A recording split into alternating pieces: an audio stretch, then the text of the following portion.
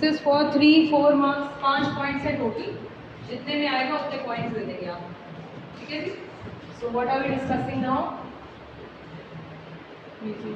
Reasons of law of demand. हम इसको उठा लेते हैं।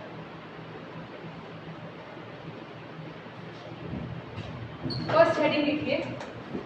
अब एक्चुअली ये रीजंस क्या प्रूव करेंगे बच्चों, पहले समझो। हम लिख रहे हैं reasons of law of demand. What are we going to prove in this? Reason दे रहे हैं ना। रीजन किस बात पे? लॉ ऑफ डिमांड कहता है price and demand moves in the opposite direction. Prove करो क्यों। हर चीज का है ना, सिर्फ एक सेटिस्फैक्शन नहीं रीजन, और भी there are many reasons. So discuss ये ऐसा क्यों मूव करते हैं। सो हम ऐसे सारे पॉइंट्स देंगे जो ये जस्टिफाई करेंगे कि इनके प्राइस के कम होने से people buy more, right. So very first heading write down please, law of diminishing marginal utility. Heading law of diminishing marginal utility. Underline the heading and then listen to me first and then we will write. अब हम दो chapter combine करेंगे। कौन सा? DMU and demand. On a very small scale we are combining the chapters. Why I am saying learn side by side? Because in the end of micro you will realize all the chapters are interlinked. फिर जिनको पिछला एक भी chapter नहीं आता होगा या उसका एक भी टॉपिक में गड़बड़ होगा अक्षर, they will not be able to correlate. मतलब वो अपना आगे वाला पोर्शन पहले से ही खराब कर रहे हैं। मारे जाएं छुट्टियां अपन की। तो क्या आप अगर ऐसा कर रहे हैं तो एंड में जाकर जो लास्ट यूनिट है वो समझो आपके हाथ से गया। So better hold. अभी हम पिछले चैप्टर में, इस चैप्टर में कोरिलेशन सेट करते हैं। DMU याद है सबको? Yes. As and when we consume more and more units of a commodity, I am taking in rupees only, assuming 1 रुपए में 1 यूटिल आता है। मैंने सीधा ही कर दिया। So as we consume more and more units of a commodity, every next unit gives me lesser satisfaction. ये आता है। Equilibrium is when marginal utility is equal to the price. पिछले चैप्टर का है। I repeat, पहले DMU, as in when you consume more and more units of a commodity, every next unit gives you lesser satisfaction. To be in the equilibrium, I check the prices. When they are equal, I call myself in equilibrium. I am ready to pay even more price for high satisfaction. गर्मी में गन्ने के रस वाले को ढूंढ रहे थे, एग्जाम्पल याद है? बहुत गर्मी है, हम कुछ ढूंढ रहे हैं, पीने को मिल जाए, गन्ने के रस वाला मिलता है, हम रेट भी नहीं पूछते क्योंकि उस टाइम मेरी सेटिस्फैक्शन उससे इतनी ज्यादा मिलेगी, वो 10 की बजाय 20 का भी लगाएगा तो भी I am ready to pay. Am I right? Am I right Akshit? Am I right? क्यों? बिकॉज गर्मी में मेरी उस चीज के लिए satisfaction is very high. I wanted to consume the unit at any cost. मैं जो बोल रही हूँ वही आंसर है। I am ready to buy this unit if it is offering me high satisfaction. I am ready to pay even more price for that. Say मैंने 4 रुपए pay किए, my satisfaction is 8, I am buying, but I am not ready to pay the same price for low satisfaction. You remember, हम equilibrium के बाद कह रहे थे चेतन कि you should not use this unit. So I am not ready to buy this unit at this price. क्योंकि अब price क्या लग रहा है? ज्यादा। I again repeat, मेरा प्राइस इतना, सेटिस्फैक्शन इतनी। I am even ready to pay high price क्योंकि अभी भी सेटिस्फैक्शन ज्यादा है, बट प्राइस इज इतना। सेटिस्फैक्शन कम होते होते इक्विलिब्रियम आ गया। I am not ready to pay the same price for this unit. क्यों? अब ये प्राइस ज्यादा लग रहा है। अब इधर देखिए जरा, अभी तक DMU चल रहा है, ये तो आया ही नहीं। सेट तो लॉ ऑफ डिमांड से करना है, अब करते हैं। हमने बोला he is not ready to pay this price for this much satisfaction. Supposingly अगर ये भी प्राइस कम कर दे, मेरा इक्विलिब्रियम चेंज हो गया। I may raise the demand. Means अगर ये इसको बोले भैया मैं 2 रुपए का दे दूंगा, I may think of buying next unit. Am I clear? Yes. So what is the whole answer? Whole answer is DMU का statement पहले. As in when we buy more and more units of a commodity, satisfaction for that commodity goes on falling. To find out the equilibrium, we compare that with price. I am ready to pay even more price for more satisfaction, but I am not ready to pay the same price for lower satisfaction. I may buy the next unit if price reduces. अगर वो price कम कर दे, I may buy the next unit. I may बोला है, I will surely नहीं बोला. कोई बोले नहीं मैम मैं तो नहीं लूंगा, ठीक है आप मत लीजिए, लेकिन I may buy. क्यों? अब प्राइस कम होते ही मेरा इक्विलिब्रियम सेट कहीं और हो. I may buy the next unit. So hence price कम होते ही क्वांटिटी खरीदी गई. Am I clear to everyone? Sure. Let's write up.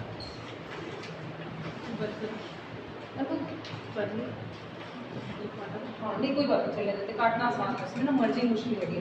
It states that थोड़ा टाइम लेता है software. It states that as we consume more and more units of a commodity, as we consume more and more units of a commodity, comma, every next unit gives us lesser satisfaction. Every next unit gives us lesser satisfaction.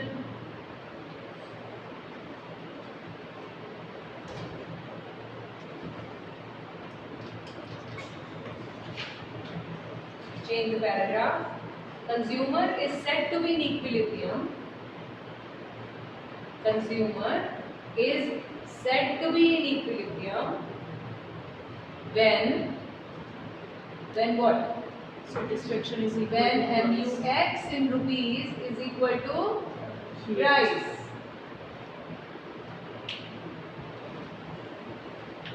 If the change the paragraph पहले कर लिया ना change हमने, ठीक है, इसके साथ देखिए, if the consumer gets more satisfaction,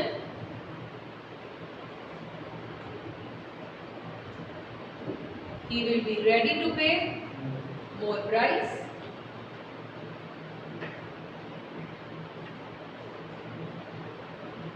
He will be ready to pay more price. Consumer will not pay the same price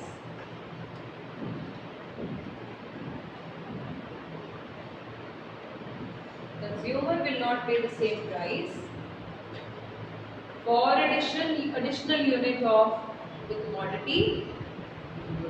Not pay the same price for the additional unit of the commodity if it offers lesser satisfaction. Consumer will not pay the same price for the commodity if it offers lesser satisfaction. अभी तक भी अगर आपने answer लिख दिया है तो ये आंसर इनकम्प्लीट है, क्योंकि अभी DMU चल रहा है, डिमांड तो आया ही नहीं. So last line is very important to write along with this paragraph. Are you understanding? Last line. Therefore, paragraph change करके लिखना. Therefore, the consumer will buy. Consumer will / may. May ही लिख दो चाहे. Therefore, the consumer may buy more units of a commodity. Consumer may buy more units of a commodity only when, if it is offered at what? lesser. At a lesser price.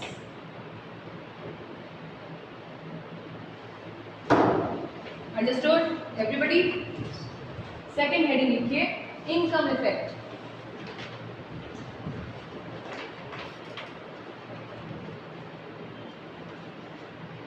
Income effect. Let's understand. पहले समझना है फिर copy करेंगे. दो तरह की income होती है जी इकोनॉमिक्स में. Money income, real income.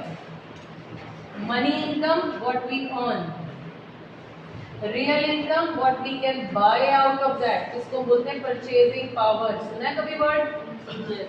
क्या होती है? 100 रुपए में 10 साल पहले कितना सामान आता था, 100 रुपए में अब कितना सामान आता है, is what is purchasing power. 100 रुपए में 10 साल पहले कितना आता था, मे भी इतना बड़ा लिफाफा. 100 रुपए में अब कितना आता है? क्यों? ये कम कैसे हो गया? प्राइसेस बढ़ गए। Actually inflation hits purchasing power. क्योंकि चीजें महंगी हो गई इसलिए although हमारी money income is very high comparative to the older people, if I compare my grandfather then my father and me, हम तीनों के इनकम में ड्रास्टिक चेंज है। But my grandfather was the most contented one, very happy. Father was okay, happy at least, हम तो okay ही हैं। जितनी भी इनकम है we are still not satisfied. क्यों? I remember my grandfather used to say his first salary was rupees, I think 10 rupees, and he says the last salary where I resigned, he was with Modi, कौन सा? नरेंद्र मोदी नहीं, he was with Modi unit, Modi group, ठीक है, Modi tyres में थे, he was with Lalit Modi, ठीक है, तो उनके साथ काम करते थे। उनकी जो लास्ट इनकम थी, I think he said that 150 rupees में उनकी वो लास्ट रिटायरमेंट थी। Strong back. My father was also with Modi, then he started his own business. So उस टाइम उनकी सैलरी जो शुरू हुई थी that was 2000 rupees. हमने शायद अपनी फर्स्ट सैलरी, मैंने अपनी 12,000 देखी है first salary. I have got good experience. अब फिर उसके बाद टाटा में जब मैं पहुंची तो 1.25 लाख रुपए सैलरी थी मेरी मंथली। सो उनको मिलते थे 30-35 रुपए।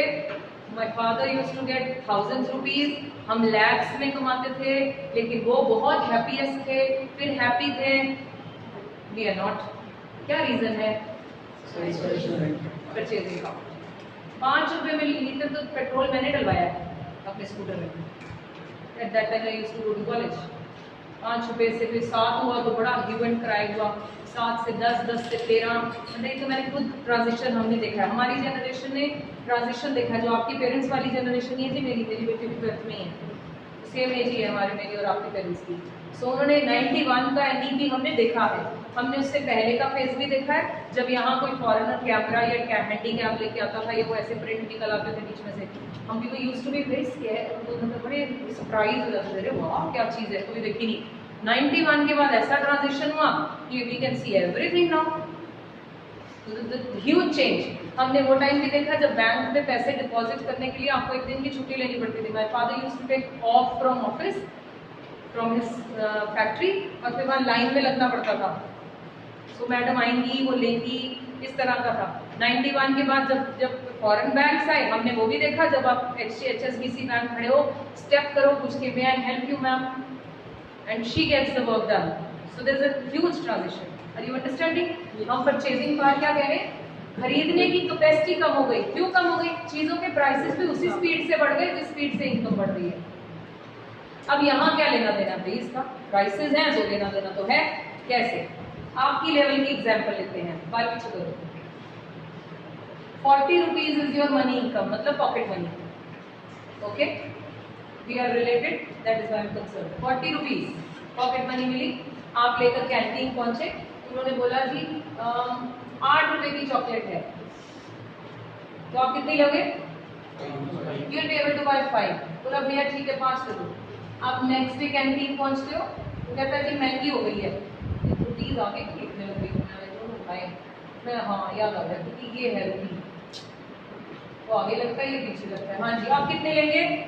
4। You are able to buy with the increase in price, hence it is proof। You know, metro पे बहुत सारे लोग शॉपिंग करने जाने लग गए हैं। मेट्रो पता है ना क्यों जाते हैं? पैसे बचाने। सेम मनी इनकम से मेरा राशन 10,000 का आता है अगर मैं मनीराम से लाऊं या किसी भी डिपार्टमेंटल स्टोर से लाऊं, 10,000 का आता है। If I go to metro with the same 10,000 rupees I am able to buy more quantity. क्यों? वहां प्राइसेस क्या है? कम है, वहां प्राइसेस कम है। Are you understanding? श्योर? ठीक है। तो दोनों में फर्क पता चला, मनी इनकम, रियल इनकम। अब यहाँ इनकम इफेक्ट कौन सा है?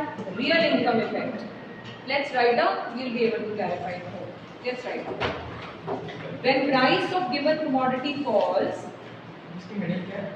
Income effect. When price of given commodity falls, it increases the real income, it increases the real income। Bracket में लिखो purchasing power, of the consumer. Purchasing power bracket 1 of the consumer. दोबारा, when price of given commodity falls, it increases the real income. Bracket में purchasing power of the consumer. As a result,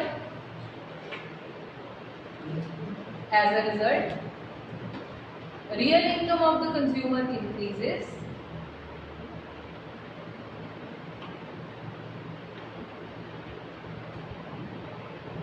And he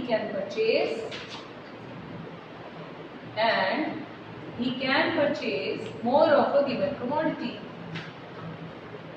And he can purchase more of a given commodity with the same money income.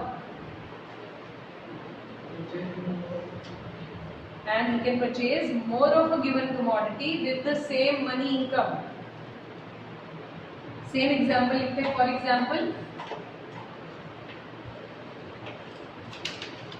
Rahul buys 4 chocolates at ₹10 each. Rahul buys 4 chocolates at ₹10 each with his pocket money. ये कौन सी है pocket money? Money income की real. Bracket में लिख दो फिर money income ₹40. If price of chocolate falls to ₹8, then price of chocolate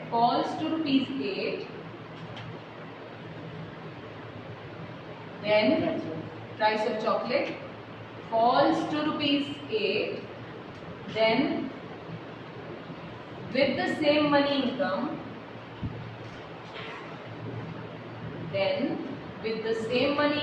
he will be able to buy 5.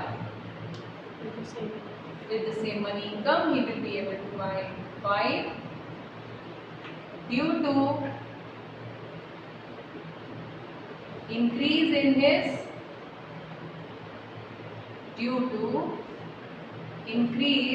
his what? In his real income. Change in his real income due to, यही से बोलना. उससे पहले क्या लिखा था? money income. If price of chocolate falls to ₹8, then with the same money income, he will be able to buy 5 due to increase in real income. Third point है इसका, आज 3 ही होंगे. Substitution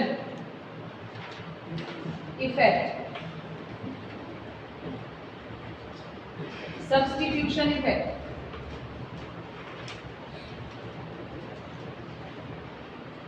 मतलब सब्स्टिट्यूट गुड्स की वजह से effect. ये मतलब हुआ ना, सब्स्टिट्यूट गुड्स की वजह से इफेक्ट. एक पेपर में क्वेश्चन आया था जो मुझे समझाना भी था आपको. मैं यहाँ एग्जांपल ले रही हूँ. क्वेश्चन आया, बॉम्बे से गोवा जाने के लिए there are 2 services available, bus service, train service. हम ऐसे bus and train. Fare of bus increases, मतलब price of bus increases. Fare का मतलब price. How this is going to effect the demand of train?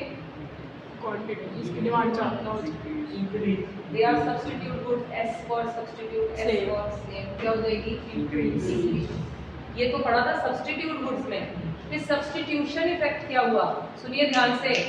Substitution effect ये हुआ, इसकी demand क्यों बढ़ गई? क्योंकि बस की डिमांड क्या हुई? अब बोलेंगे जी सब्स्टिट्यूशन इफेक्ट क्या हुआ? सब्स्टिट्यूशन इफेक्ट बस के प्राइस के बढ़ने से इसकी डिमांड इसलिए कम हुई क्योंकि इसका एक सब्स्टिट्यूट था जिस पर लोग चले गए. Am I clear? अगर आपको पेपर में आप लिखते हो प्राइस बस के बढ़ने से डिमांड ट्रेन की बढ़ गई, तो ये सब्स्टिट्यूट गुड्स का पॉइंट है. अगर आपसे पूछते हैं कि प्राइस बस का बढ़ने से क्वांटिटी बस की क्यों कम हो गई, आप कहेंगे क्योंकि उस पर सब्स्टिट्यूशन इफेक्ट लग गया. Why? Because bus has a substitute which is train. Train की डिमांड बढ़ गई, यहाँ के लोग कहाँ गए? ट्रेन. ये इसको नहीं समझ में आता तो हम पेप्सी कोक ही लेते हैं दोबारा से। पेप्सी ने प्राइस बढ़ा दिया तो पेप्सी की डिमांड क्या होनी चाहिए? लॉ ऑफ डिमांड क्या कहता है? पर क्यों हो गई कम? क्योंकि लोगों को ये महंगी लगी, इस पर सब्स्टिट्यूशन इफेक्ट लग गया, लोग क्या पीने चले गए? I am sure the point is clear. Are you sure? Let's write down. It refers to substitution effect.